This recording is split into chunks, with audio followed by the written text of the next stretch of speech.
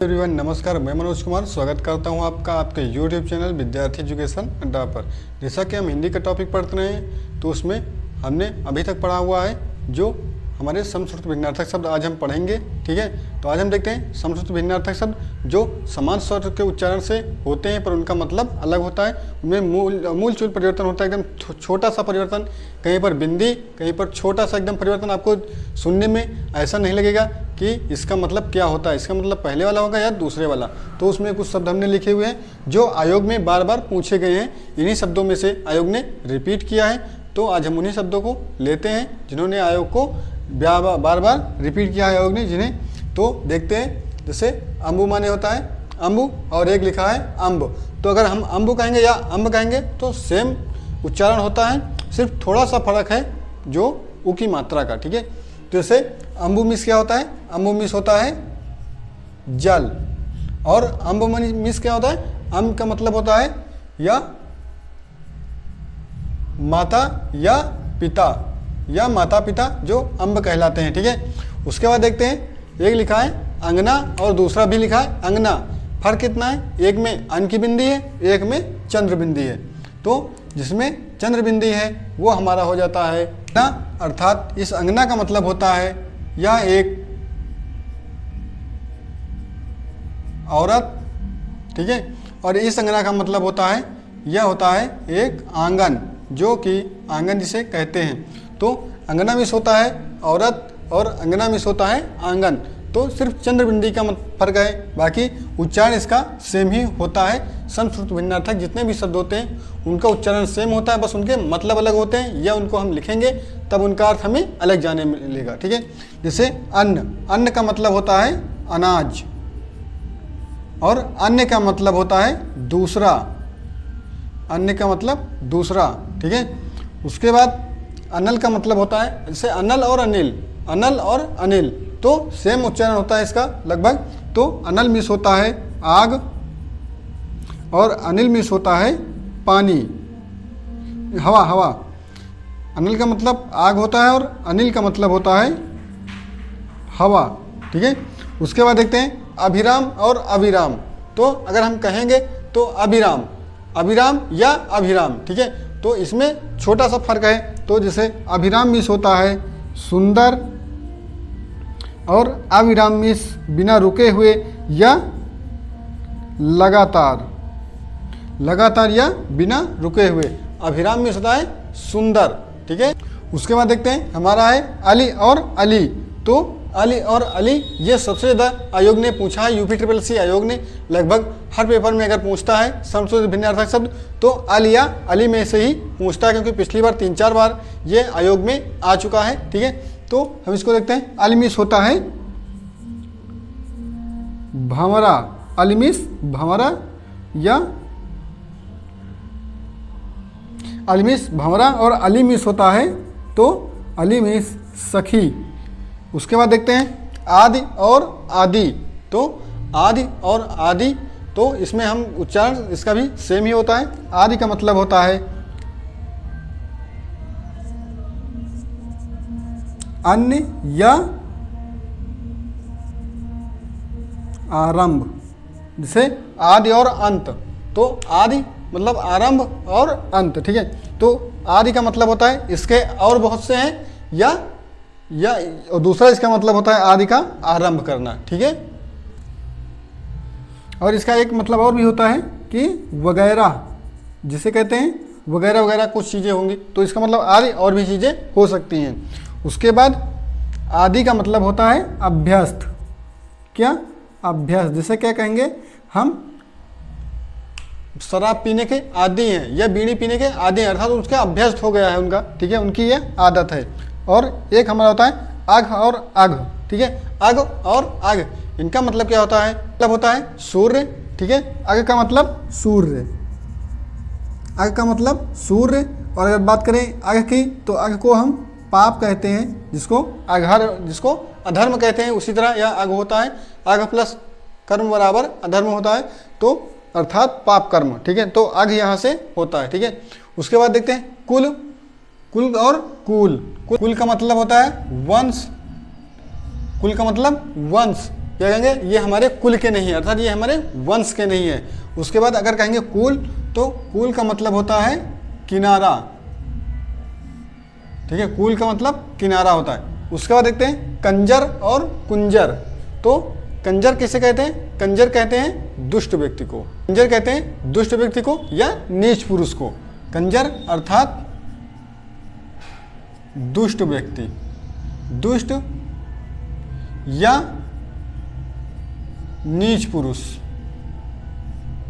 और कुंजर का मतलब होता है हाथी, कुंजर का मतलब हाथी। फिर चिर और चीर, चिर, चिर का मतलब होता है पुराना, अर्थात बहुत पुरातन से चला आया हुआ, चिर अर्थात पुराना। और चीर का अपने बहुत से लोग जानते हैं, चीर का मतलब कपड़ा होता है, ठीक है, सभी लोग जानते हैं चीर का मतलब कपड़ा होता है। फिर जगत और जगत, इनका उच्चारण सेम है जबकि इनके अर्थ अलग हैं। तो जगत का मतलब होता है संसार, और इस जगत का मतलब होता है कुएं की का चबूतरा, जो क्या कहेंगे, आओ जगत पर बैठते हैं, कुएं की जगत पर। तो जगत का मतलब होता है कुएं का चबूतरा, और जगत का मतलब होता है संसार। फिर देखते हैं तरणी में सूर्य होता है, इस तरणी में होता है सूर्य। अगर बात करें तरणी में, तो तरणी में घरनी हो जाए, जैसे कि आप राम केवट संवाद में आपने पढ़ा होगा।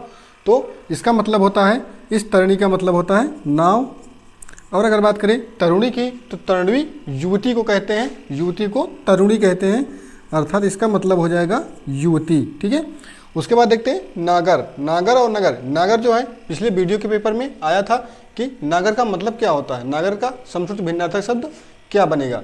तो नागर का बनता है चतुर, नागर का मतलब होता है चतुर। और बात करें अगर नगर की, तो नगर का अर्थ होता है शहर, शहर या कस्बा। नगर को शहर कहते हैं, शहर या नगर। फिर देखते हैं निशान, निशान कहते हैं उनको निशान मिला है, अर्थात उनका यह निशान है, अर्थात ये झंडा है। इस निशान का मतलब होता है झंडा। और अगर इसकी बात करें, ये जो ये निशान होता है, इसका निशान का मतलब होता है चिन्ह, कोई चिन्ह, विशेष चिन्ह जो दिया जाता है वो निशान होता है। जैसे कहेंगे उनको ये चुनाव निशान मिला है, निशान का मतलब होता है उनको ये चुनाव चिन्ह मिला है, ठीक है। उसके बाद देखते हैं सूत, सूत मीन्स होता है सारथी, किसी चीज़ को रथ हाँकने वाला, रथ हाँकने वाले को सारथी कहते हैं, उसी को सूत कहते हैं। सूत का मतलब सारथी, ठीक है। उसके बाद देखते हैं अगला हमारा है सूत। सूत का मतलब तो बेटा सभी लोग जानते हैं, सूत का मतलब होता है बेटा या पुत्र, ठीक है। उसके बाद देखते हैं शंकर। तो शंकर का मतलब होता है मिला जुला या मिला हुआ रूप, ठीक है। जैसे कहेंगे ये हमारा हाइब्रिड, जिसको बोलते हैं इंग्लिश में हाइब्रिड, उसी को यहाँ पर शंकर बोलते हैं। शंकर का मतलब मिश्रित, ठीक है। अगर इसकी बात करें तो इसका अर्थ होता है मिश्रित या हाइब्रिड, जिसको इंग्लिश में हाइब्रिड बोलते हैं, उसको हिंदी में शंकर बोलते हैं। उसके बाद देखते हैं ये जो शंकर है इसको कहते हैं शंकर जी अर्थात महादेव, ठीक है। ये भगवान शंकर का नाम है, ठीक है। उसके बाद देखते हैं शीशा। जो ये शीशा होता है, ये शीशा चेहरा देखने वाला, इसको आईना कहते हैं, ठीक है। शीशा को आईना कहते हैं, आईना जिसमें हम अपना चेहरा देखते हैं वो इस शीशे से देखते हैं। और अगर बात करें ये जो शीशा लिखा है, ये हमारा होता है जो एक पदार्थ होता है लेड, जिसको लेड बोलते हैं इंग्लिश में और हिंदी में शीशा कहते हैं, ठीक है। तो वो लेड पदार्थ होता है शीशा, ठीक है। तो इस शीशे को कांच या आईना या कांच कहेंगे। और इस शीशा एक पदार्थ होता है जिसको हम शीशा कहते हैं, ठीक है। उसके बाद बात करें शकल। शकल का मतलब होता है, अगर इस शकल की हम बात करें तो इसका मतलब होता है अंश, शकल का मतलब अंश।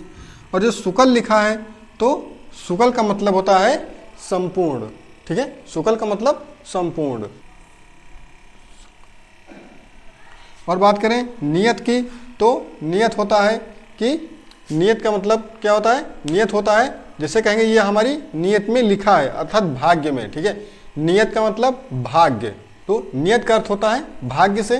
जैसे कहेंगे हमारी नियत में यही लिखा है, तो नियत का मतलब होता है भाग्य। उसके बाद बात करें नियत की, तो हमारी नियत जैसी होगी वैसा हमें फल मिलेगा। तो नियत का मतलब होता है हमारा जो इरादा, नियत का मतलब होता है इरादा, अर्थात जैसा हमारा इरादा होगा काम करने का वैसा ही हमें फल मिलेगा। नियत मीन्स इरादा होता है। उसके बाद देखते हैं टूक। टूक मीन्स होता है थोड़ा, टूक मीन्स थोड़ा या बहुत कम। उसके बाद देखते हैं जो टुक लिखा है, टुक का मतलब होता है टुकड़ा, टुक का मतलब टुकड़ा, ठीक है। तो टुक मीन्स थोड़ा और टुक का मतलब टुकड़ा। और फिर देखते हैं अंश और अंश। जो अंश लिखा है वो है हमारा जो होता है एक हिस्सा, कहेंगे क्या कहते हैं ना, हमें इतना अंश दे दीजिए इस चीज़ का, ठीक है। तो वो हमारा होता है हिस्सा, या इतना हिस्सा हमें दे दिए, वो अंश ये होता है। उसका अगर इस अंश की बात करें तो ये काफ़ी ज़्यादा पूछा जाता है अंश। अंश का मतलब होता है कंधा, ठीक है। हमारा जो कंधा होता है वो भी अंश ही कहलाता है, ठीक है। तो ये अंश हिस्सा और अंश कंधा। अगर बात करें अयस की, तो अयस का मतलब होता है अपयस। अयस इसका मतलब होता है अपयस। और अगर इस अयस की बात करें तो इसका मतलब होता है अपबस, ठीक है। तो अयस और अपबस यही होता है। उसके बाद बात करें असन की, तो असन का मतलब क्या होता है? असन का मतलब होता है भोजन। असन का मतलब क्या होता है? भोजन। और आसन तो सभी लोग जानते हैं, आसन, हमें इस आसन में बैठना चाहिए। उस आसन का मतलब होता है बैठने का तरीका, ठीक है। आसन का मतलब होता है बैठना या बैठने का तरीका, ठीक है। उसके बाद देखते हैं अब्ज। अब्ज का मतलब कमल। अब्ज का मतलब होता है कमल। अगर वहीं पर कहीं भी अगर अब्ज यहाँ जा आ जाता है तो इसका जा मतलब कमल से होता है, और अगर दा आ जाता है तो दा का मतलब होता है पानी। जैसे जलद। जलद का मतलब होता है जो बादल। और अगर बात करें जलज का, तो जलज कमल, अर्थात जा आ जाता है जहाँ पर लास्ट में, तो लगभग कमल का पर्यायवाची ही माना जाता है उसको। फिर अगर इस अर्थ की बात करें तो इसका मतलब होता है पूजा या हवन सामग्री, ठीक है। पूजा या हवन सामग्री। और अर्ध की बात करें तो क्या कहेंगे? इनको अर्ध दे दो, अर्थात सूर्य देवता को अर्ध दे दो। अर्ध का मतलब होता है जल दान देना, ठीक है। कहेंगे हमने इस देवता को अर्ध दिया है, तो अर्ध का मतलब होता है जल दान देना। जैसे क्या जब स्नान करते हैं गंगा नदी में या कहीं बार घर पर, तो लोटे से जल देते हैं, जल दान करते हैं किसी भी देवता को, तो जो हमारे पूज्य होते हैं। तो अर्ध का मतलब होता है जल दान देना, ठीक है। और ऊपर वाले अर्ध का मतलब होता है पूजा या हवन सामग्री। कहेंगे अभी अर्ध नहीं लाया हमने, अर्ध लाने जा रहे हैं, अर्थात पूजा या हवन सामग्री को लाने जा रहे हैं। फिर आरती और आरती, ये काफ़ी ज़्यादा पूछा जाता है। आरत का मतलब क्या होता है? आरती का मतलब क्या होता है? तो आरत का मतलब होता है दुख या विपत्ति। दुख या विपत्ति। अगर दुख या विपत्ति की बात करें तो आरती होता है। और आरती क्या होता है? आरती कहते हैं हम, तो मतलब होता है हम किसी भी भगवान की आरती करते हैं तो उसमें क्या करते हैं? तो धूप दीप जलाते हैं, उसीलिए उसे कहते हैं आरती। तो आरती का मतलब होता है भगवान के लिए धूप दीप जलाना, ठीक है। उसके बाद अगर बात करें सर्ग की, तो सर्ग सभी लोग जानते हैं। सर्ग कहते हैं अध्याय को। जैसे आपने कभी कभी जो कथा या भागवत जो भी सुनी होगी, तो कहते हैं हमारा ये सर्ग समाप्त हुआ, हमारा पंचम सर्ग या षष्ठम सर्ग या द्वितीय सर्ग जो भी हुआ वो कहते हैं ये हमारा द्वितीय सर्ग समाप्त हुआ। तो अर्थात सर्ग का मतलब होता है अध्याय। सर्ग का मतलब अध्याय। और अगर बात करें स्वर्ग की, तो स्वर्ग सभी लोग जानते हैं हमारा तीसरा लोक होता है। जो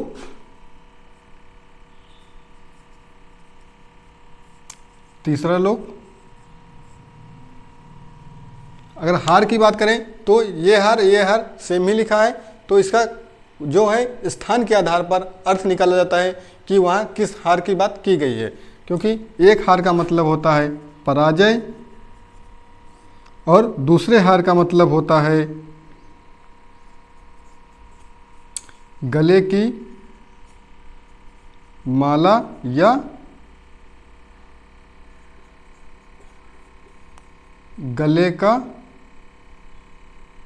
गले की माला या आभूषण,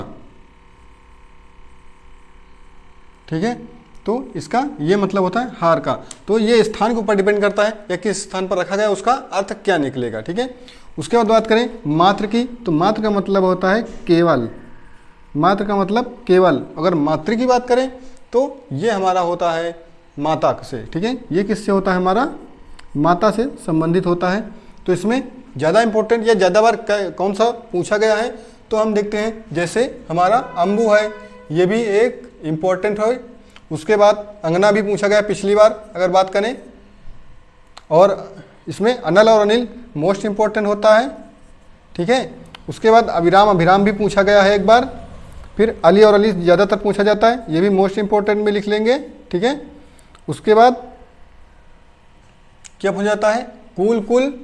फिर कंजर से पूछा जाता है, चीर चीर से पूछा गया है। फिर सबसे ज़्यादा तरणित और तरुणी, ये भी सबसे ज़्यादा पूछा जाता है, इसको मोस्ट इम्पोर्टेंट में रखते हैं। उसके बाद क्या पूछा जाता है, जो ये हमारा होता है सूत और सूत पूछा जाता है।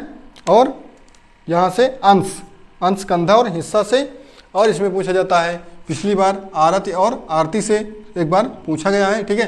तो ये इतने हमारे इम्पोर्टेंट हैं जो पिछली बार काफ़ी बार पूछे गए हैं क्वेश्चन पेपर में।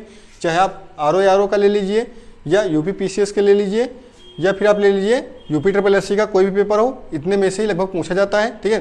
तो और भी कुछ मोस्ट इंपॉर्टेंट है तो वो आप देख लीजिएगा, ठीक है। फिर मिलते हैं नेक्स्ट वीडियो में, तब तक के लिए आप बने रहिए वीडियो को। अगर वीडियो अच्छा लगा हो तो लाइक और सब्सक्राइब कर दीजिएगा।